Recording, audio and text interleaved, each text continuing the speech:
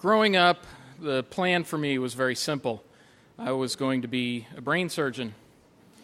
So when I graduated college with a degree in history and literature of the Renaissance and the Reformation, I knew that I needed a new plan.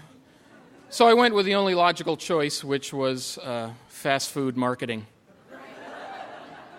But actually, standing here tonight, I feel very fortunate that I chose the path that I did because really my career has allowed me to discover and nurture two of the greatest passions of my life, which are traveling and eating.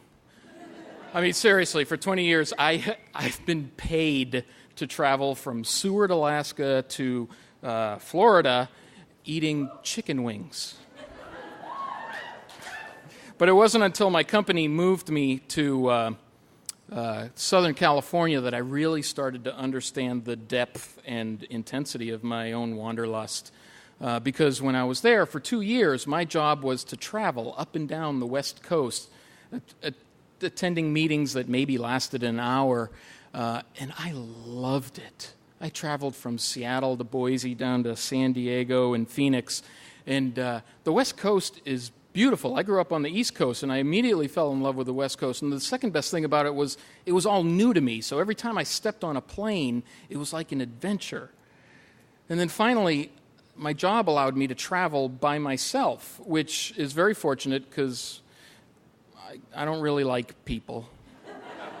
But I also got to pick where I traveled to and when I traveled. So, and even when I wasn't traveling, on the rare occasion that I was home, I never stopped moving.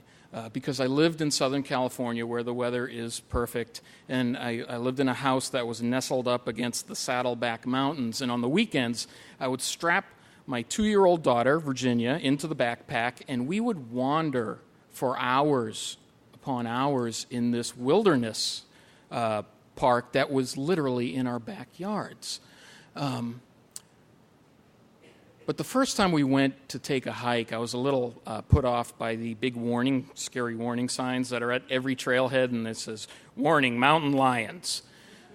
But I'm a good dad, you know. I mean, I wouldn't put my 2-year-old at risk. So after the first couple dozen hikes, I did my research, and I discovered that in the entire state of California over the last 100 years, there had been 10 mountain lion attacks. So I'm good with math. I figured the odds were pretty good that I was going to be okay.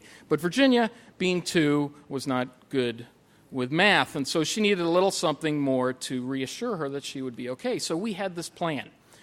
I would do the hiking. She would be the lookout because she's up high. And if she ever spotted a mountain lion, her job was to tap me on the head and whisper the secret password, which was "Big Kitty." Right, that's the point.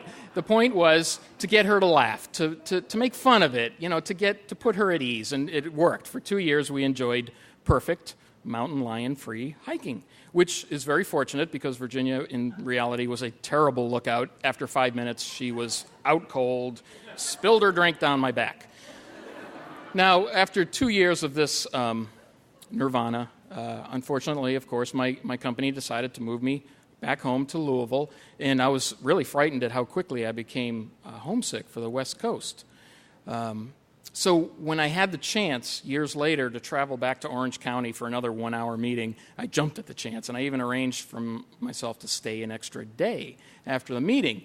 And so on January 4th, 2004, I showed up at Whiting Ranch Wilderness Park for one more hike. And it was perfect. Absolutely picture perfect. 70 degrees, sunny. And because it was a work day, it was a Thursday, the park was completely deserted except for the occasional mountain biker. And I hiked the same dusty trails that Virginia and I had been over dozens and dozens of times. And as the sun was setting literally over the Pacific coast, I walked back to my car, tired, but very happy. No, I wasn't eaten by a mountain lion. And I drive back to the hotel, and my plan for that evening was to sit at the bar, eat chicken wings, and drink bourbon, which technically for me at the time was working. And I'm sitting there, and I'm about to call it a night, and I look up at the television, and, it's like a big news bulletin on there, and I see the words mountain lion attack, and I thought, oh, isn't that ironic? And then over the next hour, I learned that in that same park, on that same day when I was hiking, on the same trails where I was walking, 2 mountain bikers had been attacked by a mountain lion. And the first biker was a woman, and she was in a pack of mountain bikers. And she was badly hurt, but she was going to live because her friends had literally dragged her back from the mountain lion when the mountain lion was trying to drag her into the bushes. The second biker was found not very far away, again on a trail that I had just hiked, and he was not as fortunate. He was killed. And as if to make it even more shocking, they bring an expert on the TV to explain that maybe the second biker had a heart attack, but no one would ever know because the mountain lion had eaten his heart and partially buried him. And so the bartender must have seen my face go completely white, because he walks over to me and he puts another bourbon in front of me and he says to me, "There but for the grace of God, right, buddy?" And I said to him, not that I had been in the park that day, I said to him the only thought that was going through my head at that time, which is, I used to hike in that park with my 2-year-old. And I never told anyone that story for years. Certainly not Virginia, and certainly not her mother, because I knew that it would somehow make me a bad dad. But Virginia's 16 years old, so last week I told her this story. And she's a very thoughtful young lady.